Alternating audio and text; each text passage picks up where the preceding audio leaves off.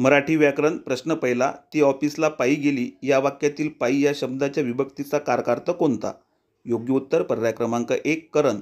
पायी या शब्दामध्ये ई हा सप्तमीचा प्रत्यय आहे, मात्र ते क्रियेचे साधन आहे, त्यामुळे कारकार्थ करण.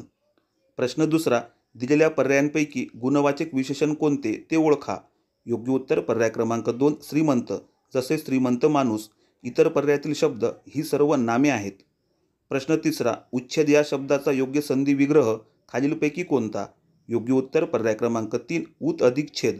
त या व्यंजनापुढे च किंवा छ आल्यास त चा च होतो. प्रश्न चौथा, प्रभाव या शब्दापासून तयार झालेले भाववाचक नाम कोणते? योग्य उत्तर पर्याय क्रमांक 4 प्रभुत्व. प्रश्न पाचवा, उभारले राजवाडे तेथे आले रिकामी जागा, ही म्हण पूर्ण करा. योग्य उत्तर पर्याय क्रमांक 2 मनकवडे. उभारले राजवाडे तेथे आले मनकवडे.